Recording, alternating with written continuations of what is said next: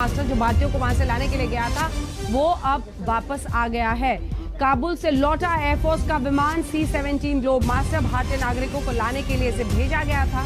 यानी थोड़ी राहत की सांस वो तमाम लोग ले सकते हैं जो इंतजार कर रहे थे। मंजीत नेगी हमारे सहयोगी से खबर हमारे साथ जुड़ रहे हैं। आगे भी एयरलिफ्ट करने की तैयारी है, ऐसी जानकारी आ रही है मंजीत, लेकिन फिलहाल तो राहत की बात, विमान C-17 ग्लोब मास्टर भारतीयों को लेकर लौट चुका है। भारतीय वायुसेना का जो विमान काबुल पहुंचा था, काफी उसको जद्दोजहद करनी पड़ी। तजाकिस्तान में भी रुकना पड़ा और उसके बाद वहां से करीब 46 नागरिकों को लेकर, जिसमें एम्बेसी से जुड़े लोग, सुरक्षा से जुड़े लोग हैं, 46 लोगों की जानकारी मिल पा रही है जो इस वक्त दिल्ली पहुंच चुके हैं। अभी 2 से 3 और ग्लोब मास्टर अंजना तैयार हैं वायुसेना की तरफ से बाकी लोगों को लाने के लिए, क्योंकि करीब जो टोटल जो नंबर बताया जा रहा है वो करीब 500 के आसपास लोग हैं। अलग अलग हमारे जो वहाँ पर कॉन्सुलेट थे, एम्बेसी के लोग हैं, ITBP के जो सुरक्षा कर्मी थे, उनकी संख्या। तो फिलहाल राहत की बात यह है कि पहला जो ग्लोब मास्टर है ट्रांसपोर्ट एयर का, वो दिल्ली पहुंच चुका है, जिसमें 46 नागरिकों को लाया गया है। 46 नागरिकों को वापस लाया जा चुका है। और भी क्या एक पूरा नंबर है मंजीत हमारे पास कि कितने लोगों को कुल लाना है वहां से?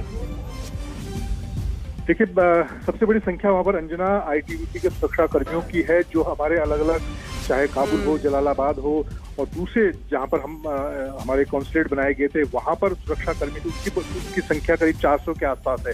उसके अलावा जो लोग चाहे वो विदेश सेवा से जुड़े लोग हों, जो एम्बेसीज में काम कर रहे थे, दूसरे अधिकारी हों, सुरक्षा कर्मी हों, वो संख्या लगभग 500 के आसपास बताई जा रही है जिनको वहां से लाना है। हालांकि अभी जो चाहे एम्बेसडर की बात की जाए, वहां पर DA की बात की जाए, जो वरिष्ठ अधिकारी हैं, उनको लेकर अभी भी सरकार की तरफ से ये नहीं कहा गया कि पूरी तरह से क्या हम काबुल में अपने जो दूतावास है उसको बंद कर रहे हैं, ऐसी जानकारी नहीं है फिलहाल। लेकिन जो बड़ी संख्या में दूसरे शहरों में हमारे जो सुरक्षा कर्मी और उसके अलावा जो अधिकारी थे, उनको फिलहाल उनके परिवार उनको लाने की तैयारी की जा रही है। और इसीलिए कल से ही भारतीय वायुसेना सक्रिय हो गई थी। उसके जो सबसे बड़ा ट्रांसपोर्ट एयरक्राफ्ट है C-17 ग्लोब मास्टर, उसको लगाया गया था और आज पहली सफलता उसमें मिली है जब करीब 46 लोगों को काबुल से दिल्ली लाया गया है। अभी कल भी वायुसेना की तरफ से कोशिश की जाएगी दूसरे ग्लोब मास्टर को ले जाकर बाकी लोगों को लाने की।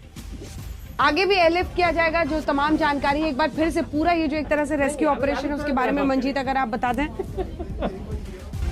देखिए, कल जिस तरह से तालिबान अंजना वहां पर काबुल पर तालिबान ने नियंत्रण किया, उसके बाद से, हालांकि उससे पहले से तैयारी थी सरकार की। आज भी देर शाम को काफी लंबी बैठक चली है कैबिनेट सेक्रेटरी के नेतृत्व में, राजीव गौबा उनके नेतृत्व में तमाम सुरक्षा से जुड़े लोग इस बैठक में थे। और उसके बाद कल से ही वायुसेना की तैयारी थी किस तरह से लोगों को वहां से वापस लाना है। उसको लेकर अलग अलग शहरों से, जो अफगानिस्तान के शहर थे, वहां से लोगों को काबुल में इकट्ठा किया गया। वहां पर जो लोग थे उनको सुरक्षित जगह पर लाया गया और उसके बाद वायुसेना का जो बड़ा ट्रांसपोर्ट एयरक्राफ्ट है C-17 ग्लोब मास्टर, उसको लगाया गया।